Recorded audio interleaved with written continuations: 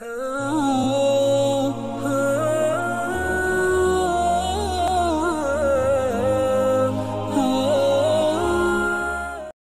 بھائیوں، یاد رکھیے اللہ کی طرف سے ہمیں جو یہ حکم دیا گیا ہے کہ حلال غذا کھاؤ، حلال طریقے سے کماؤ اور حلال کھاؤ، یہ یوں ہی حکم نہیں دیا گیا، بلکہ علماء نے لکھا ہے کہ حلال کھانے کے بے شمار فوائد ہیں۔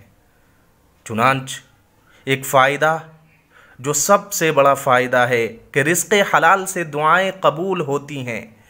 ایک بندہ جب حلال کھانے کا اہتمام کرتا ہے تو اللہ تعالیٰ اس کی دعا کو رد نہیں کرتے۔ جب وہ اپنی ضروریات کو اللہ کے سامنے رکھتا ہے، اپنے مالک کے سامنے رکھتا ہے، تو کبھی خدا اس کی دعا کو، اس کی ضروریات کو رد نہیں کرتے۔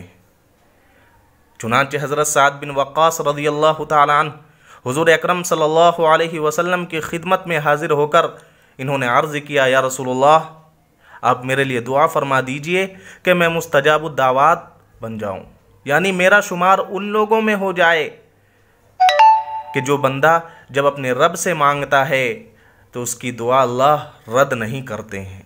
آپ صلی اللہ علیہ وسلم نے ارشاد فرمایا، سعد، اپنے کھانے کو پاکیزہ بنا لو، حلال کھاؤ، حلال طریقے سے کماؤ اور پاکیزہ غذا کھاؤ، اللہ رب العزت تمہاری دعا کو کبھی رد نہیں کرے گا۔ تو ایک فائدہ، رزق حلال سے دعائیں قبول ہوتی ہیں۔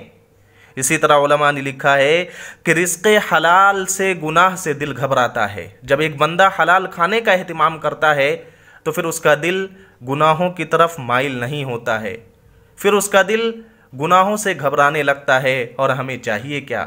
ہم تو یہی چاہتے ہیں، ہم میں سے کون ایسا بندہ ہے خدا کا جو یہ نہ ہو کہ ہم گناہوں سے بچ جائیں۔ اسی طرح علماء نے لکھا ہے کہ رزق حلال سے عبادت میں دل لگتا ہے۔ جب ایک بندہ حلال طریقے سے کماتا ہے اور حلال غذا کھانے کا اہتمام کرتا ہے تو پھر عبادت کی طرف اس کا دل مائل ہوتا ہے، عبادت کی طرف توجہ رہتی ہے، عبادت کرنے کا دل چاہتا ہے۔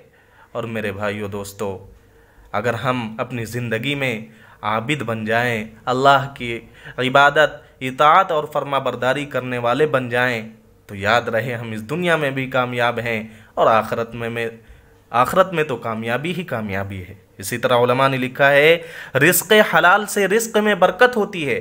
جب ایک بندہ حلال کھانے کا اہتمام کرتا ہے، حلال طریقے سے کماتا ہے، جھوٹ بول کر نہیں کماتا، دھوکہ دے کر نہیں کماتا، تو پھر اللہ تعالیٰ اس کے رزق میں برکت ڈال دیتے ہیں۔ اسی طرح رزق حلال سے اعمال صالحہ کی توفیق ملتی ہے، نیک اعمال کی توفیق ملتی ہے۔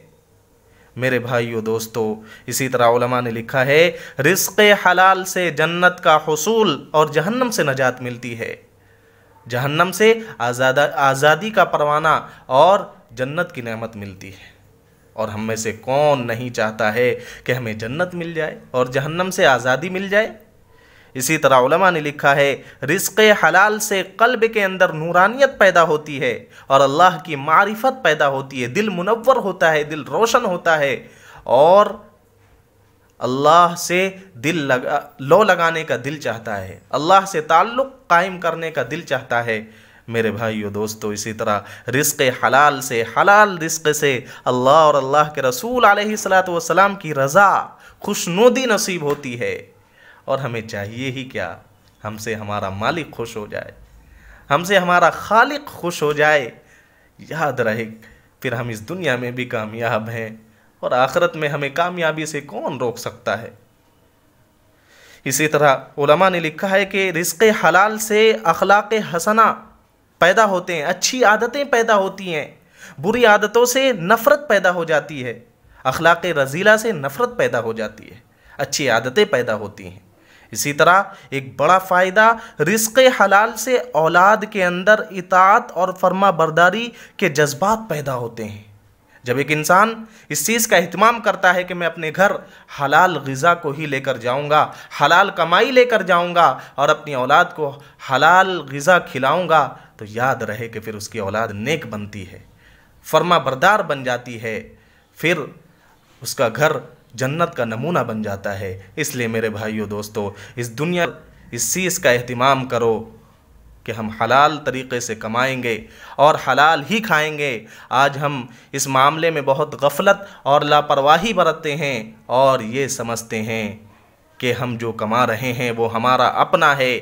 یاد رہے ہم اللہ کے اصول کے مطابق اپنی زندگی گزاریں گے تو ہمیں اللہ اکیلا نہیں چھوڑے گا۔ اللہ سے دعا ہے کہ اللہ رب العزت ہم سب کو حلال طریقے سے کمانے اور حلال غذا کھانے کی توفیق عطا فرمائے۔ وآخر دعوانا ان الحمد للہ رب العالمین۔